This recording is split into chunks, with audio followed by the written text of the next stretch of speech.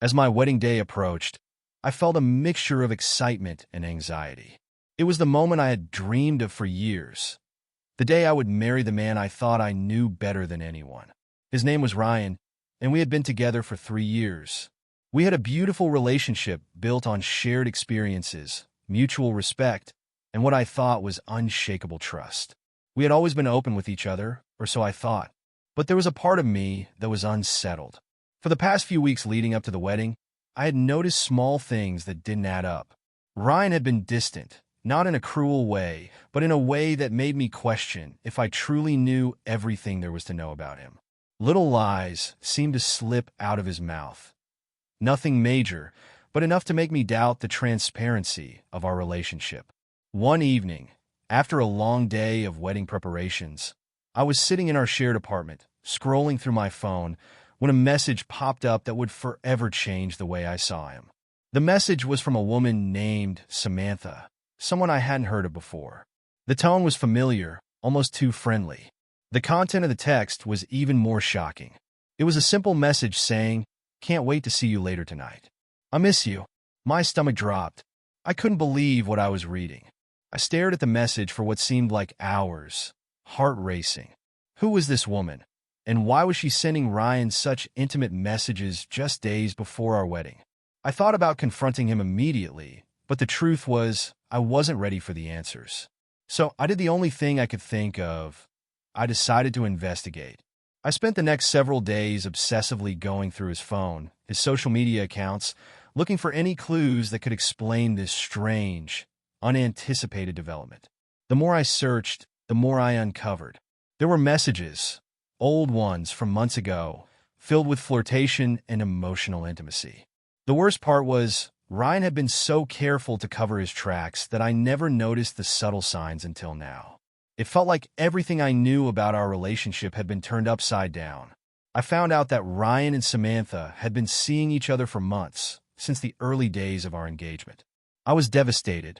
The man I had planned to spend the rest of my life with had been betraying me all along, and I had been too blind to see it. It was as if a curtain had been pulled back, and I saw the truth for the first time. I wanted to confront him right then and there, but something stopped me. I wanted to understand more about how this could have happened, why he would do this to me. It seemed impossible to reconcile the man I loved with the person I was now reading about in these messages. I needed answers, and I knew that the only way I could get them was to face him. The night before our wedding, I sat in the quiet of our apartment, staring at the text messages and wondering how I had ended up in this situation. I loved Ryan with all my heart, and the thought of losing him was unbearable. But the thought of marrying a man who had deceived me so thoroughly seemed even worse. When Ryan came home that evening, I could feel the tension in the air before he even spoke. He knew something was wrong. He could tell by the way I was sitting, by the stillness in my posture. I didn't say anything for a long time. I just looked at him, waiting for him to speak, waiting for him to explain. But all he did was smile and ask if I was ready for the wedding the next day. It wasn't until I held up my phone, showing him the message from Samantha, that the facade began to crack. Ryan's face turned pale, and I could see the guilt in his eyes. He tried to explain, but the words felt empty.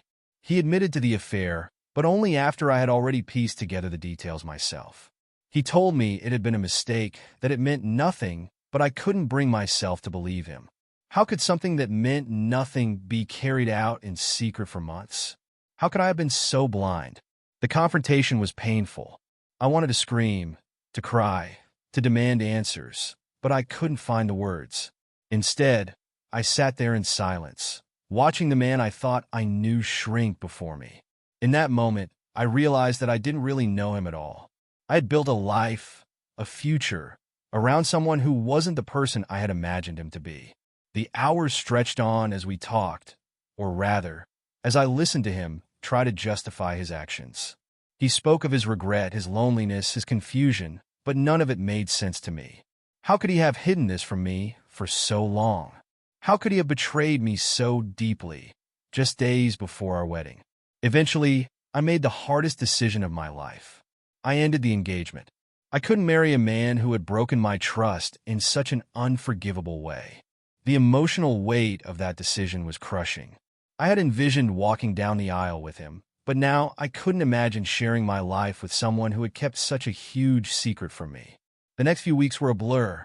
I canceled the wedding and called off everything. The hurt was deep, but the relief of knowing the truth was even deeper. I spent time alone, processing what had happened and learning to trust myself again. I realized that I had ignored my gut instincts for far too long, and I had allowed myself to be blinded by love. But through the pain, I found strength. I learned that I didn't need to rely on anyone else to define my happiness or my worth. Eventually, I began to move on. I started to rebuild my life, focusing on my career, my friends, and myself. It wasn't easy, but with time, I became stronger, more confident, and more in tune with who I truly was. I learned the importance of setting boundaries and recognizing my own needs before anyone else's. In the end, I discovered that some of the most important lessons in life come from the hardest experiences. I learned that trust isn't something that can be taken for granted, and that love isn't always enough to hold a relationship together. But most importantly, I learned that I was worthy of honesty, respect, and the kind of love that wasn't tainted by betrayal. Looking back, I can honestly say that I don't regret the decision to call off the wedding. It was the hardest choice I've ever had to make, but it was also the most empowering one. I no longer looked at my past relationship with Ryan through rose-colored glasses, but through the lens of someone who had grown, healed, and emerged stronger. And although the pain of discovering Ryan's betrayal still lingers, I know that it has shaped me into someone who is now more prepared to face the future with an open heart, a clearer mind, and an unwavering sense of self-worth.